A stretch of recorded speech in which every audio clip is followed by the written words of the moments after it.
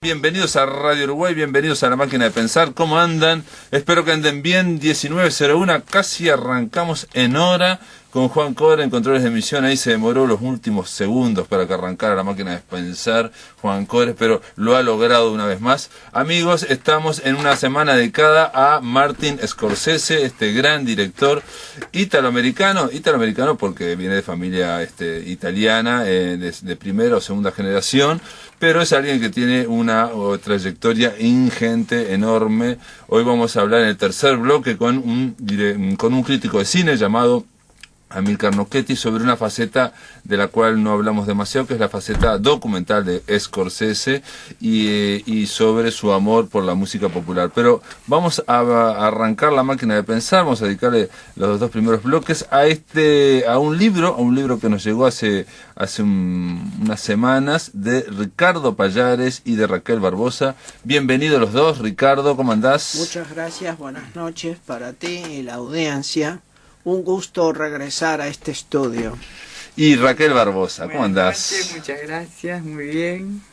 Los dos embarcados, como pasó con Antárticos, ¿no? En el libro donde yo puse en la gacetilla, de alguna forma, no es que sean ilustraciones de texto, sino como que parece que interactuaran, ¿no? Los dibujos de Raquel Barbosa con los textos, en este caso son narrativos, la mayoría son como estampas narrativas que responden a este título, ¿no? Memorias e invenciones. Obviamente un título que es, si se quiere, ambiguo, ¿no? Porque por un lado parece muy definido, ¿no? Memorias, recuerdos e invenciones, pero si uno piensa un poco, cuánto hay de invención en la memoria, ¿no? Y cuánto hay de memoria en la invención, ¿no? Uno cree que inventa, cuántas veces uno cree que inventa y no está inventando nada, ¿no? Exactamente, son interdependientes, sobre todo a nivel de la memoria, porque ella es una construcción,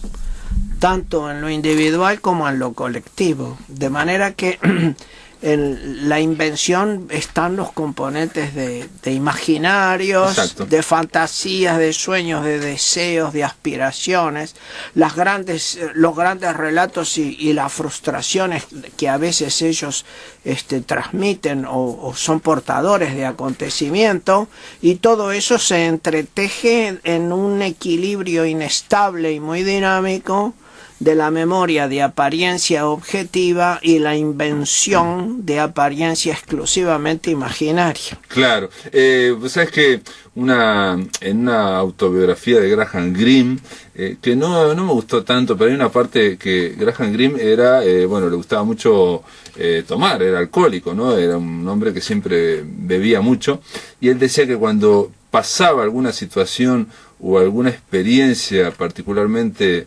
fértil, ¿no? O que le impresionaba, rápidamente iba a agarrarse una gran borrachera, ¿no? ¿Y por qué? Porque decía que él quería escribir con la imaginación, ¿no? No escribir, digamos, lo que veía, ¿no? Y entonces dice una frase, dice, quería con esa gran borrachera olvidarlo, porque el olvido es el pasto de la imaginación, ¿no? Sí, es probable, pero no estoy muy seguro. ¿No estás de acuerdo? No, porque la imaginación se nutre también de ese recuerdo, de esa memoria. Sí, claro, pero el papel del olvido allí creo que es más complejo. Pero dejémoslo a Graham Greene con sus creencias, porque no creo que haya escrito ni una sola línea de valor estando borracho. No, seguramente, o no totalmente borracho. Sí, de acuerdo, sí. Lo que él trataba era de, quizás también está en tu libro, de no ser regido solo por la razón, o sea, buscar el lado, digamos, lo que viene del lado, claro, menos dominado por el intelecto. Sin duda, yo creo haber interpretado la intención de tu cita y la comparto plenamente, sin duda. En los asuntos de fondo la comparto, pienso igual que tú. En el caso de Memorias e Invenciones, hay una serie de secciones, las secciones, una pregunta muy práctica, por alguna razón decidieron que primero iban los textos y después iba al final el dibujo, ¿no? ¿Por qué razón? Es variante. ¿O va variando? Fue variable. Quizá Raquel pueda explicarlo mejor. Eso creo que quedó a cargo de la diseñadora y en el armado del libro se nos plantearon una serie de problemas en función de los dibujos y del tamaño y demás. Y sí, es curioso que primero está el texto y luego sigue el dibujo. Pero yo estuve observando ese detalle, pero se complicaba la edición por otras razones. De todas formas, eso te obliga, o por lo menos a mí me obligó, en el estilo que tiene Raquel Barbosa, que no es un estilo figurativo definido, digamos, perfectamente, digamos, que hace referente, sino hay como un vuelo siempre, ¿no? Hay como una mezcla, a identificar de qué trata este dibujo. No, este dibujo trata del texto anterior, este dibujo también trata del texto anterior, digamos, ¿no?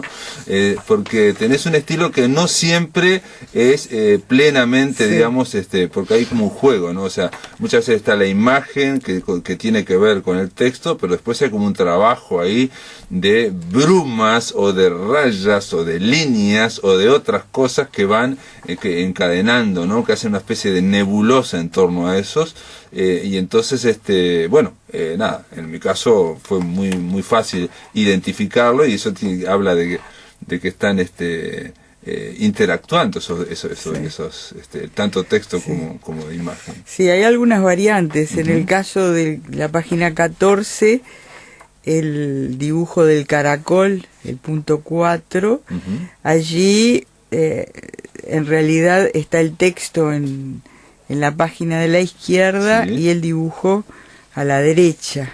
Pero esos son problemas del armado del libro. De todas formas, en ese el de caracol es lo mismo, digo, está el dibujo, porque está el dibujo antes del texto, digamos, claro, en ese sentido, perfecto. Me gustaría decir, no para corregir a nadie, que el problema resultó ser la virtud, porque tal como está el libro ofrece una expectativa y una posibilidad lectora y observadora y gustadora del dibujo, con un desarrollo que es el que está consagrado en el libro.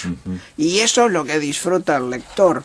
Sin duda, y es lo que insisto, es como una especie, digamos, rompe digamos, la rutina habitual de que primero está el dibujo, después está el texto, digamos, ¿no? En la página izquierda está el dibujo y arranca el texto. Digamos, estoy hablando yo de un plan muy convencional, pero es una simple acotación. Los dibujos de Raquel también fueron variando con respecto mucho al estilo de Antárticos, por lo menos lo que yo recuerdo. Aquí hay más a veces color, más cosas, digamos, hay más definición, hay incluso como digamos, hay humor en el sentido que casi caricaturesco, digamos, ¿no? Cuando habla del texto anterior que se llama El Gritón. Es el dibujo de un personaje, de un caudillo, muy particular, y está dibujado allí con rasgos singulares, no solo de su protagonismo y su altanería orgullosa, sino que además parece vestir con una gorga, ¿verdad? Que me tuve que buscar qué era una gorguera y una gorga, porque no sabía, Una gorguera es una especie de cuello que usaban las mujeres para no ver el escote, digamos, esas como, ¿no? Isabelinos, digamos, por decirlo. Plisados alrededor del cuello. Y siglo XVII. Claro. No, pero al revés, porque las mujeres siempre algo mostraban, entonces la gorguera cerrada era de los varones. Y en las mujeres, si se aplicaba eso, con los trajes de arriba abajo, no la mujer siempre algo exhibe, entonces se cortaba en el cuello y quedaba abierto. Bueno, acá en el Gritón hay dos cosas que yo quería comentar. Una que ya se la anticipé a Juan Core, que es el operador, que es un hombre de Liverpool, porque precisamente se habla ahí en un bar, hay un caudillo donde habla alguien del Negri Azul de Liverpool, y habla de la canción, ¿no? Que no sabía, confieso, que Dolina la canta cada 2x3. Juan Core me decía ayer que sí, que es constantemente, y es un hombre. Y lo otro que quería comentar, que es algo que que, bueno, eso me llamó la atención, bueno, tiene que ver con recuerdos, todos estos recuerdos son estampas, son situaciones donde en general lo que yo vi es que había una especie de mucha descripción y que en el final, en una especie de párrafo, ocurría casi todo, acontecía la acción de pronto, ¿no? Todo se resumía, no digo que sean todas las estampas iguales, pero me ocurrió varias veces. Y en este caso yo quería leer, Ricardo, leer un fragmento porque, a ver si estás de acuerdo. Dice en un momento el narrador, y que el autor, digamos, de esta narración es Ricardo Pallares, era tan fuerte la incomodidad que los flecos sedosos del poncho del dirigente me hacían recordar a los filamentos quemantes de las aguas vivas en las playas de Pocitos, porque en algún momento se habló de la bendición de las playas del 8 de diciembre. A mí me hizo acordar ese niño que está mirando y que ve que los flecos del poncho le hacen acordar a las aguas vivas. Me retrotrajo a Felisberto, ¿no? A la mirada de ese Felisberto de animar, ¿no? De animal, animando los objetos. En algún otro momento, son como dos líneas que vi así, y bueno, obviamente Ricardo tuviste ese trabajo tan importante, ¿no? Con Reina Reyes, en aquel libro tan lindo que por suerte me fotocopiaste, ¿no? Y pude leerlo. Sí, yo creo que eso aparece por las características poéticas de los relatos más que por un proceso de identificación con la narrativa de Felisberto, aunque no lo niego porque los mecanismos a veces proceden de modo oculto, claro, y se necesita la observación de un tercero, de un lector, claro, que es el que hace el alumbramiento de realidades que están ocultas. Así que, sin perjuicio de eso, creo que fundamentalmente surgen esas animaciones por el lado del carácter poético, imaginativo, de los componentes imaginativos que hay en los relatos, en su mayoría son pequeños relatos, ¿verdad? Centrados en el pasado reciente, en la historia reciente, en los últimos 40 o 50 años, digamos a mediados del siglo XX. De modo que hay en el conjunto una recorrida general sobre cuestiones de realidad social, cultural, política, de creencias, de mentalidad, de costumbres. Hay, creo a través de la memoria de Ricardo Pallares. Sí, a la que convergen otros fragmentos de otras memorias. Por supuesto, pero como pasa con todas las memorias, con la mía y la de Regal Barbosa, digamos, no tenemos memorias personales únicas, sino que al recordar cosas, digamos, de cuando eras chico, estás también recordando, estás trayendo todo un fragmento del Uruguay de ese momento. Exactamente. Asimismo, fomentadas a veces por los dibujos de Raquel. Porque ellos, claro, esa expresión que tú usabas hace un momento sobre los dibujos que interactúan, ¿verdad? Porque interpretan muchas veces zonas del relato, personajes, episodios, sucesos, circunstancias, que me sorprendieron muchísimo porque los dibujos vieron cosas de las que yo no era consciente. Y entonces modificaste los textos. Y a veces me llevó a retocar, claro, para mejorar, digamos, claro, así, algunos de los relatos. Sí, bueno, es la función de la interpretación y del lector, ¿no? Que en general, digamos, en la creación no está. En general el escritor escribe solo y no hay esa devolución, viene después cuando ya está publicado, o cuando se le da uno a algún amigo, a alguien muy conocido, digamos, ¿no? Pero no, en general no hay, ¿no? Incluso a veces el lector nos ha ocurrido, gente que ha estado en las presentaciones diversas que hemos hecho, que nos preguntan, a mí una profesora concretamente me preguntó alguna cosa sobre algún dibujo y ella hizo una interpretación, claro, que nosotros ni nos hubiéramos imaginado. Sí. ¿No? En los dibujos tengo que decir un detalle también, hubo algunos que me llamaron la atención. Y ahí como lector, digamos, me vi reconfortado viendo que creo que la diseñadora los repetía, los reiteraba en algún momento, en pequeñas cosas, digo, pero este dibujo entonces, era bueno, porque hay uno de los lentes, o hay uno de un jarrón con flores, muy sencillo, digamos, muy sencillo de escribirlo, no hay que hacerlo, ¿no? Porque Van Gogh también hizo un jarrón con flores, y bueno, hizo muchos. Es una cosa impresionante, ¿no? Claro. Y a mí me llamó la atención ese jarrón con flores, y después vi que se reiteraba en algún otro lado. En otra parte, en un fragmento dice, aunque su gesto fuera de reverencia, algunas damas que paseaban con guantes puestos y sombrero, igual se asustaban y corrían, perdían las carteras y los tacones. Entonces él se tocaba el cuerno y pensaba. También eso me hizo acordar, me evocó, digamos, a la narrativa, a la forma de escribir de Felisberto, pero también tengo que decir que todo este libro, solamente esos 2 fragmentos que acabo de leer, me evocaron, digamos, esa forma. Quizás sea un sello que también tiene Felisberto de recordar de la infancia, ¿no? O, digamos, de la visión de los niños. Hay otros, uno hace cruces constantemente, ¿no? Hay otros, por ejemplo, que pensé, esto podría estar en 100 años de soledad. Claro que sí, muy bien, claro, porque hay heterogeneidad de fuentes, de vertientes, de inspiraciones, digamos así, porque se trata de un conjunto de relatos en los que hay un humorismo muy atento de las necesidades del lector. La literatura debe entretener en el mejor y más sano sentido de la palabra, de manera pues que hay algunos relatos, por lo menos 2, que podríamos decir que son para niños y para los niños que llevamos los adultos adentro. Y están cuajados de símbolos, de alegorías. ¿Cuáles serían las de las mellizas? No precisamente. Por ejemplo, el relato Liber el dragón. En el que hay allí, brevísimo relato, en el que hay el armazón de un valor simbólico que puede abrirse a un universo de interpretaciones muy variado, ¿no? El de 100 años de soledad, voy a aclarar cuál es, porque me sorprendió. No tiene nada que ver con el estilo, sino el momento. Es alguien, está contando una anécdota muy breve, que está bailando en una bailanta, y le dice ¿no? El hombre le dice a la mujer, con esa que tenés en la panza me voy a casar. O sea, descubre o intuye que está embarazada y que se va a casar con la que tiene la panza. Y efectivamente después lo hace, ¿no? 30 años después. Sí, sí. Digamos así, lo real maravilloso que está en lo cotidiano.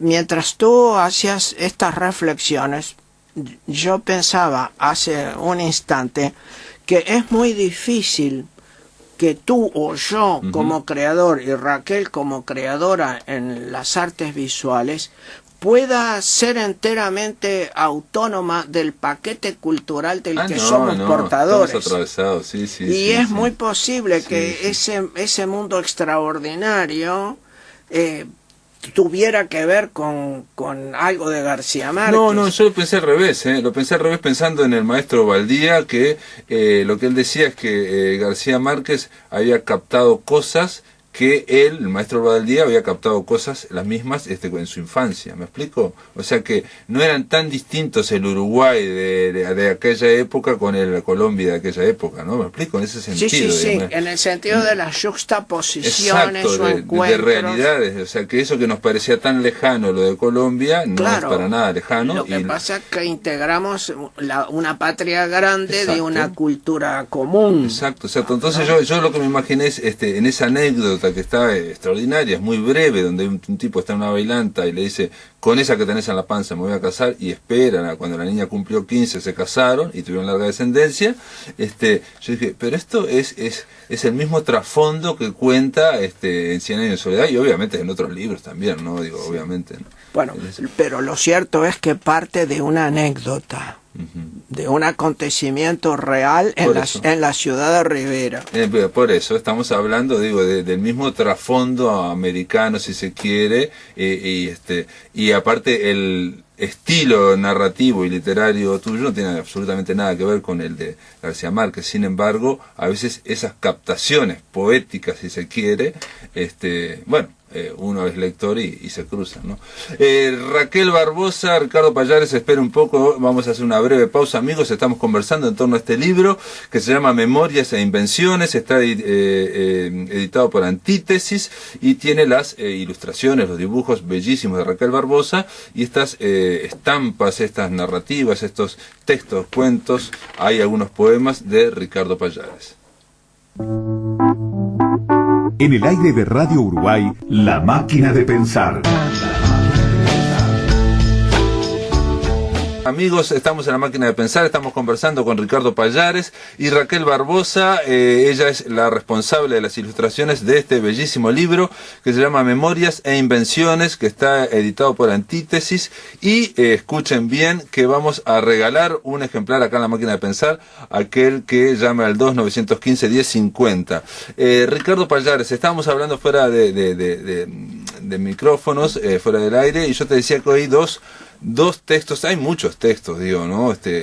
Y que van a un Montevideo, que realmente es, parece, no es del siglo pasado, por un efecto que tenemos en la actualidad de la tecnología y de todo, en el cual se ha roto cada vez más nuestro vínculo con el pasado, que cuentes de un tranvía o de un tranvía que iba a las afueras de Montevideo, ¿no? Una cosa tan rara, ¿no? Y bueno, y se especifica ahí que ese tranvía no estaba bien diseñado ni para estar dentro de Montevideo ni para estar por los campos de ahí de Melilla, en fin, por las afueras de Montevideo, ¿no?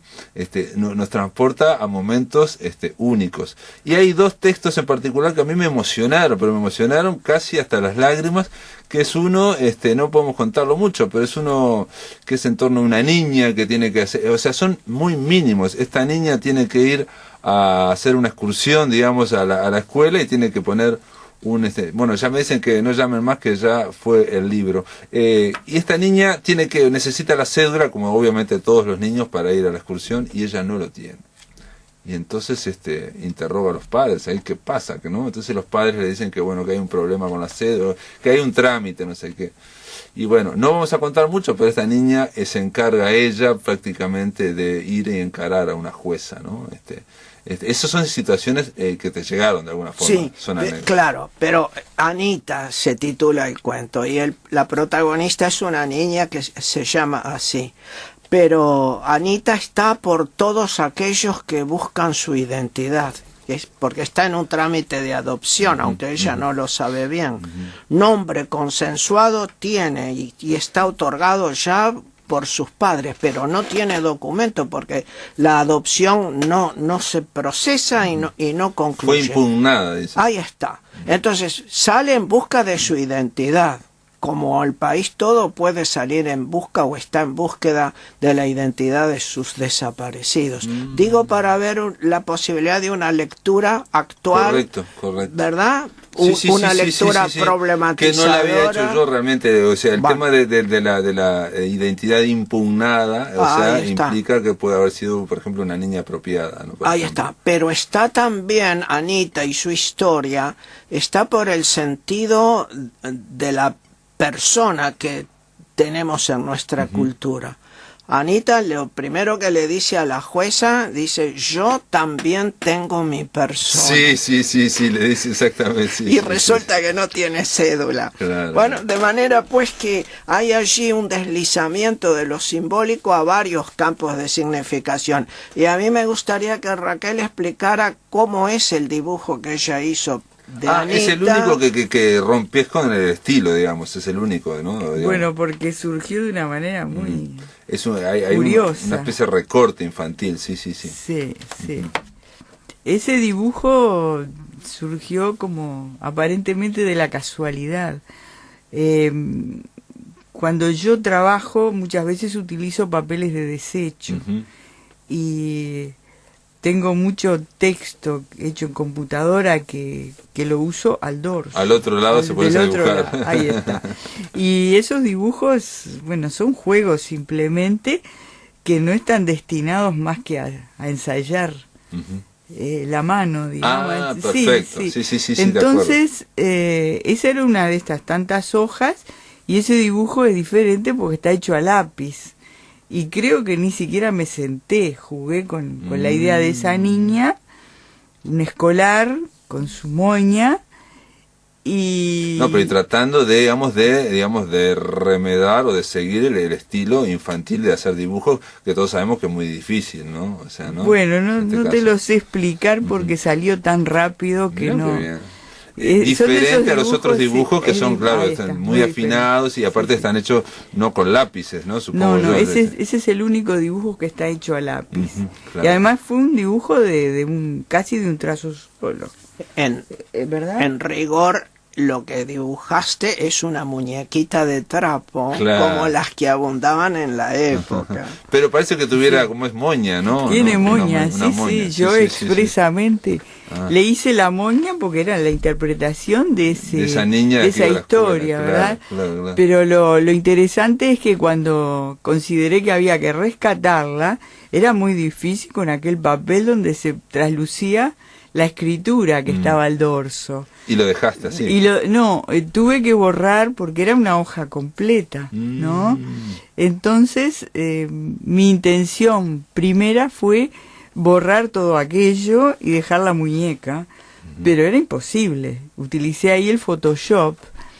Entonces empecé a limpiar los bordes y me di cuenta que ese rectángulo vertical se incorporaba al texto. Sin duda. El Se hecho de que incorporaba al haya texto. palabras detrás Ahí de está. ella, digamos al revés, tiene que ver, bueno, lo que decía Ricardo, Tiene que ¿no? El ver. tema de la identidad, lo que necesitamos es Claro. el nombre es lo que está escrito, Sí, ¿no? Y sí. que da la persona, ¿no? Ahí hay un documento, aunque Claro. esté en espejo, no es para la lectura, ¿verdad?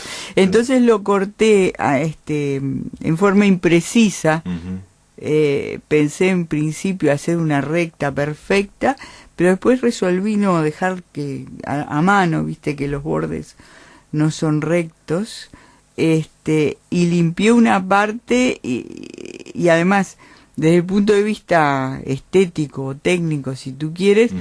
el dibujo está apoyado en ese plano Sí, que claro. está claro. detrás de la muñeca. Exacto, Si no hubiera sí. quedado en el aire, y Claro. además era imposible borrar Ujú. totalmente. No, porque ya estaba, digamos, dibujado sobre, Sí. digamos, Sí. y aparte porque es es el único dibujo que, bueno, lo decís, lo hiciste de un solo trazo, y hay una cuestión como más de suciedad, si se quiere, o más de imprecisión en el sentido por el propio lápiz, ¿no? Ah, sí, por la sí, misma sí, fuerza que tiene el impulso, Claro. digamos, ¿no? Del trazo, Sí. frente a esa cuestión que son el resto de tus dibujos Sí, que sí. son más bien, no voy a decir una filigrana, pero hay una, no hay, sí, hay la idea de tratar de hacer de tratar de hacer dibujos que son muy bueno, sí, eso, digamos. Además tienen una limpieza todos. Exacto, muy limpios Todos. y donde haya también Sí. una especie como de mallas que se crean, digamos, Sí. ¿no? En torno a al dibujo central, ¿no? Ahora lo interesante es que a veces las dificultades que uno tiene es esa idea de que hacer de los defectos una virtud. Ah, sí, ¿no? sí, sí, sí, Porque sí, el sí, papel, sí. el Sí, papel sí, que sí, yo sí, sí. uso, no es el caso de este, que es un Sí, papel sí, sí, cualquiera, sí, es un papel que tiene mucho grano Ujú. y al escanearlo te deja una sombra que parece una suciedad. Mm. Entonces hay que limpiar todos los alrededores y a veces yo dejo las cosas que me gustan. Claro. Y cuando se ve un plano apenas suave, medio agrisado, esa es la textura del papel que yo la dejé a propósito. En algunos lo dejaste a En propósito. el ramo de flores, Sí, por ejemplo, se ve un fondo Claro. con un grisecito. Ujú. Esa es la textura del papel. Ah. Ahí yo no hice nada más que Sí, sí, limpiar sí, los sí. alrededores. Perfecto. Bueno, Guimaraes Rosa decía, entre otras cosas, que hay que trabajar a favor del error. O sea, que aprovechar el error para seguir trabajando. Claro. Para Es ir como el uso de la mancha. para ir a otra, para ir a otro lugar que no estaba previsto. Y hay otro texto que me gustaría comentar un poco antes de terminar esta charla, que es el de 3000 balas, que yo lo vi, bueno, el más político, aunque hay otro de las mellizas también que es político, las mellizas Trías, que van con un apellido claramente, digamos, que remite, ¿no? A Vivian Trías, y bueno, no sé si tienen algo que ver esas mellizas o no con Vivian Trías. Eran parientes lejanos, Eran sí. parientes lejanos. Y después hay otro de 3000 balas que yo te decía fuera de micrófono que se podía hacer hasta un cortometraje porque de la dictadura y de las terribles cosas que pasaron en la dictadura se ha escrito mucho, ¿no? Y en este caso elegiste algo que es muy fragmentario, algo muy periférico dentro de un hecho muy grave que es el de los fusilamientos, los 8 fusilados, ¿no? De la seccional 21, ¿no? 20. De la seccional Sí, 20. sí, sí. Bueno, tú estás agregando un aspecto nuevo que es el potencial cinematográfico del libro. Yo no lo había pensado así. Sí que es un libro que tiene humorismo, que tiene historia, que tiene, como dije, simbología, campos de interpretación variados, diversos, abiertos al lector, que tiene algunos aspectos del dibujo que interpretan y que anteceden a los textos, los anticipan. Un conjunto de 21 dibujos muy bonitos. Es un libro para leer, para mirar, para abuelos, para nietos, para disfrutar con los ojos y ahora con la imaginación cinematográfica. Bueno, y es importante que sepamos que están todas las librerías de libros, en la librería del Virrey, en Más Puro Verso, en los shopping y demás. Parece tontería, pero importa. El libro sin circulación no tiene larga vida. Y ese relato de 3000 balas está centrado en la hipérbole, en la exageración respecto del número de casquillos, los montones de casquillos que amanecieron alrededor de la manzana del seccional 20 al día siguiente, al pie de cada árbol. Esos casquillos al pie de cada árbol fueron recogidos con escoba y pala, lo que da idea de la gran cantidad de disparos nocturnos que hubo contra la manzana, sus alrededores. Terrible. Y el centro de ella. Terrible, sí, hablas también es muy breve, pero se habla también de los tanques de agua, digamos, baleados también arriba, claro, en las azoteas. Porque una cosa en increíble. El furor, ahí está. La violencia desatada termina en la locura, siempre, ¿no? Sí. Pero el hallazgo del texto no está en todo esto que estamos hablando, sino en, yo te decía, el fragmento. En tratar de en ese fragmento muy breve exponer lo que puede ser un daño psicológico o espiritual de una niña o una muchacha de 15 años que por un malentendido tiene que ver y tiene que estar con los cadáveres, con porque la detiene, menor de edad, pero es detenida. Y entonces tiene que estar, digamos, unas horas con esos cadáveres, digamos, entonces hay esa impresión. Y esa impresión le llega al lector a través de esta cosa tan mínima, porque en realidad prácticamente no se describe el hecho grande, ¿no? El hecho central. Y yo creo que le da más fuerza. Ricardo Pallares, Raquel Barbosa, se me terminó el tiempo. Está hecha la presentación de Memorias e Invenciones aquí en La Máquina de Pensar. A los amigos del interior, de Salto, de Paysandú, de Fragmentos, que les interese, de Mercedes, que les interese, bueno, se pueden vincular con nosotros los vinculamos con Antítesis, o también a través de Facebook. Antítesis tiene ahí para poder vincularse con ellos y poder comprar o adquirir o pedírselo. La línea siempre habitual es pedírselo al librero para que el librero hable con el distribuidor, y ahí los distribuidores se animan a llevarlo al interior. Gracias, Ricardo, gracias, Raquel, por estar acá. Un gusto, buenas gracias noches. A ti por la invitación. En el aire de Radio Uruguay, La Máquina de Pensar.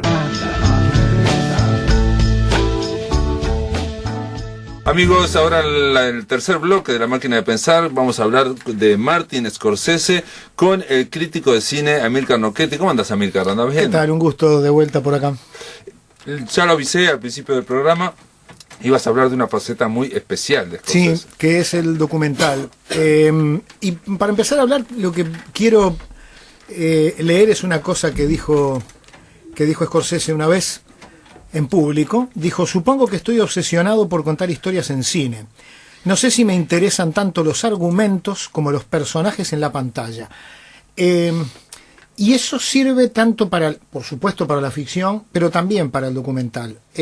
Si uno repasa en la cabeza la obra entera de Scorsese, uno se da cuenta que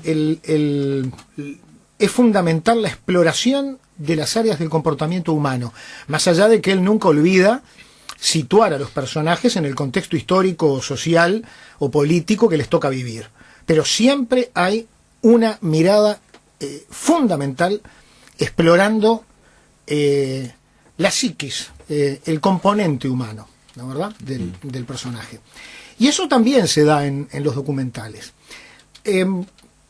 Vamos a tener que ser muy breves, pero me parece que hay dos cosas que hay que recordarle al escucha de entrada con respecto al documental. La primera es que el documental, no voy a exagerar, no voy a decir que es lo mejor de la obra de Scorsese, pero sí digo con certeza que es lo más importante en la vida de Scorsese. Ah, mira.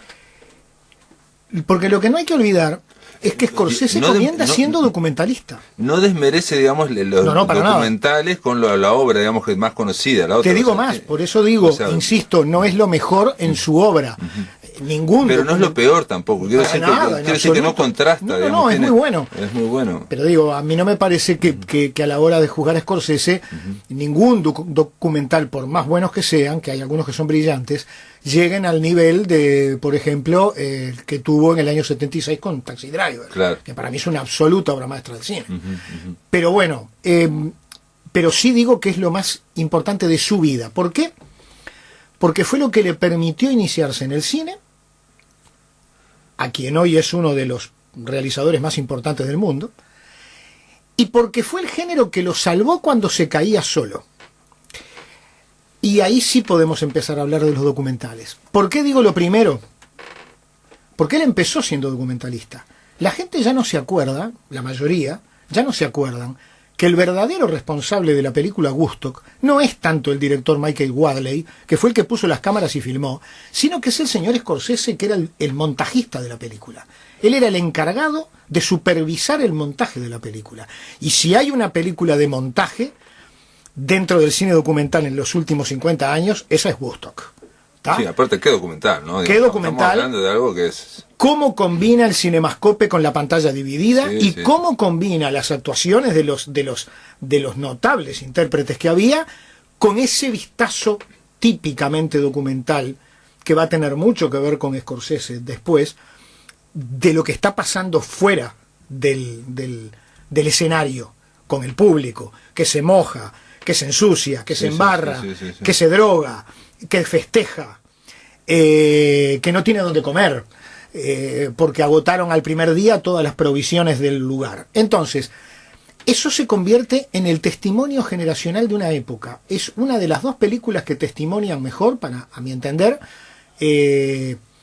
lo que se vivía en Estados Unidos, lo que se vivió en Estados Unidos entre mediados de los 60 y principios de los 70. Esa y Busco mi destino, para mí, además de ser dos muy buenas películas, son dos testamentos generacionales. ¿Tá? Yo, para mí, el autor fundamental de Woodstock es él. Pero después sigue haciendo documentales. Hay un estupendo documental que tiene que ver con sus padres, que se llama Italian American, del año 74, que es un mediometraje, que cuenta cómo llegaron sus padres a América y cómo era América para los que llegaban. No era un lugar fácil. Y ya después, siendo ya el autor de Alicia ya no vivía aquí y Taxi Driver, acomete el que es el primero de sus fundamentales documentales musicales, que es The Last Waltz, el último rock, el último vals sería, pero bueno, acá fue el último rock. Allí ya se ve lo que también se va a ver en Shine a Light, en el de los Rolling Stones, ese registro con 20 cámaras, con 5 o 6 operadores diferentes, todos de primera categoría, enfocando shows multitudinarios, no solo de público, sino además de artistas, cada uno con su ego, cada uno con su tipo de performance distinta, y vos ves que domina absolutamente el panorama de lo que está planteando en las películas. Profundiza más aún después, cuando hace las casi 4 horas sobre Bob Dylan y otro tanto sobre George Harrison. Ahí lo que se ve es amor por la música, es uno de sus dos amores, el otro es el cine, obvio. Porque son documentales en los que vos ves que más allá del ego que seguramente tenga Scorsese, lo que predomina es una suerte de humildad, porque en definitiva se está prodigando de una manera total y absoluta y prácticamente no ocupa lugar en la pantalla. No, y aparte él se adapta a Bob Dylan, interpreta a Bob Dylan, interpreta a George Harrison, interpreta a los Rolling, es un gran gustador de esas músicas. Aunque en los Rolling aparece bastante él, ¿no? Sí, él aparece bastante al principio, sí, al principio sí. Y en el último rock aparece charlando con los 5 integrantes de la banda, pero charlando y preguntándoles cosas como puede hacer un periodista y no Martin Scorsese. Eso me parece una cosa fundamental. ¿Por qué dije? Entonces, dije que es importante porque inició su carrera y le permitió hacerse conocer y acceder a la ficción con Quien llama a mi puerta y Pasajeros profesionales. Y también dije que lo salvó en el peor momento de su carrera. ¿Por qué? Porque Martin Scorsese, que fue tan importante en los 80 en el cine de ficción, porque fue uno de los poquísimos, junto con Oliver Stone, que se enfrentó a la política reaganista de Hollywood, de hacer espectáculos descerebrados, pomposos y con muchos efectos especiales. Y él sigue haciendo su cine, un cine cuestionador, un cine que tenía cosas para decir y las decía. Toro Salvaje, Después de Hora, El Rey de la Comedia, incluso La Provocación de La Última Tentación, parecen películas del cine americano de los años 70 y son hechas en la época de Reagan, una época muchísimo más conservadora por parte de los estudios de Hollywood. Y ahí es que él se empieza a pelear realmente con Hollywood. Más allá de que nunca rompió. Pero también estaba en crisis, dijiste vos. En los 90 cae. Si uno mira su filmografía, a mi gusto, más allá de New York, que es un gran fracaso en los años 70, los grandes fracasos de él son en los 90. Cabo de Miedo es una película, para mi gusto, insostenible. Ah, sí. Casino me parece un horror multiplicado por 3 horas. Y La Edad de la Inocencia, para los que nos gusta la buena literatura, es una muy vistosa versión de algo que nunca termina de ser todo lo profundo que es la novela de Edith Wharton. Es muy vistosa, es muy linda, está muy bien actuada, tiene una pareja ideal, pero no es Edith Wharton. Es muy Visconti, ¿no? Da la impresión. Sí. Es muy, digamos, ahí hay viscontiana, ¿no? Ahí hay deudas. ¿Y cómo sale de eso? Con lo que para mí son los 2 mayores documentales de él, que no tienen que ver con la música, y que testimonian esa vertiente de amor por el cine y de cosa tan personal. Son 2 viajes, y son 2 viajes que la gente, si se pone a buscarlos, puede acceder. Uno lo exhibió Cinemateca hace muchos años en un festival, dura 4 horas, se llama Mi viaje a Italia, Il mio viaggio a Italia, y algún despistado puede pensar a primera vista que es una historia del neorrealismo. Si va a ver solamente eso, se va a perder lo más importante de la película. Porque más allá de que sí, es un repaso al neorrealismo, lo importante lo dice el personaje, es una película... Es una película en la cual él aparece bastante, porque va comentando escenas específicas de todas las obras maestras del neorrealismo. Y no olvida prácticamente ninguna. Y las que olvida tiene un motivo para olvidarlas. ¿Cuál es ese motivo? Personal. Porque lo que es un viaje personal. Él en determinado momento de la película dice, específicamente, el cine fue para mí de niño un escape, porque así me alejaba del barrio, de la calle. Tenía un asma muy fuerte y no podía pelear físicamente en las calles. Claro. Y empieza con esa declaración, una película que va a durar 4 horas, que va a estudiar todo el neorrealismo. ¿Y por qué lo va a estudiar? Lo va a estudiar porque fue el cine que mamó desde su casa, porque eran todos italianos. Y entonces, lo que tenemos es un viaje emocional. Eso te hace entender que cuando encara a Fellini, le dedique 15 minutos a analizar los inútiles y después pase a la Dolce Vita y olímpicamente se salte la Strada. Eso no es un error. Y el futuro espectador tiene que entenderlo. Eso no es un error. Es parte de su viaje personal. Él no está haciendo una película sobre la historia del neorrealismo. Él está haciendo una película sobre lo que vivió de niño. Viendo el neorrealismo que vio. Seguramente la película de Anthony Quinn la vio más adolescente. No la vio en la niñez. Tiene otra serie que se llama Un viaje personal con Martin Scorsese a través del cine americano. Esa es la segunda, que también dura como 3 horas y media. Exacto. Y que no son... Y es un viaje personal también. También es un viaje personal. Y acá la dieron con otro nombre. Acá el video vino como 100 años del cine. Exacto. Pero en realidad son 75 y eso habla muy bien de su humildad. Al principio de la película dice que él prefiere hablar de los primeros 75 años y no de 100, porque él quiere parar el documental en el momento en que él empezó a filmar, porque se siente absolutamente incapaz de juzgar a sus compañeros de generación. Claro. Ahí también te está hablando de lo que es Martín Scorsese al encarar sus obras, ¿no? Sí, sí, ¿verdad? él no pasa gran maestro, ¿no? Es el único que nos vemos como un gran maestro. Sí, no, nos Woody cuesta Allen tampoco, aunque a Woody Allen le gusta hacerse rogar. Pero Woody Allen, digamos, tiene una consagración en Francia, sí, digamos, en totalmente. Europa, ¿no? Entonces, esas dos películas tan largas, tanto la de Italia como la del recorrido por la historia del cine americano, que como decías bien tú, también es un recorrido personal, tan personal que cuando habla de un western antimacartista no habla de A la hora señalada, habla de una película que nadie se acuerda de ella, ¿tá? Y que ni siquiera yo me acuerdo del título ahora y tengo que fijarme en el papel, ¿tá? Se llama Falsa Justicia, de Alan Dwan, una película de clase B. Entonces, esas dos películas los espectadores las pueden hallar. La italiana está en YouTube incluso. Y también la tienen en video e imagen, y no quiero hacer propaganda, pero es el lugar en donde se puede encontrar. Perfecto, video e imagen. La otra sí tienen que buscarla en internet, buscarla bien, es más complicada. No, un viaje personal con Martin Scorsese a través del cine también. ¿También la encontraste? También la encontré en YouTube, ahora se ve que la han liberado ahora, no sé. Está perfecto. Es que el material, material documental y el material de animación generalmente se encuentra en YouTube porque los directores no acceden a carteleras comerciales, entonces les sirve YouTube para que sus películas se puedan ver, si no, no las hacen para nadie. Muy bien, Amílcar Nochetti, fue breve esta vez. Sí, esta vuelta fue breve. Gracias por estar acá y por ayudarnos por lo menos en esta faceta que no habíamos hablado tanto de el documental en Martin Scorsese. Y recordarle a la gente, no es solamente lo musical, que es lo más vistoso y que es muy bueno, sino esas otras dos películas sobre el cine. Sobre el cine. Amigos, se termina La Máquina de Pensar. Seguimos mañana a partir de las 19 horas. Que lo pasen muy, pero muy bien.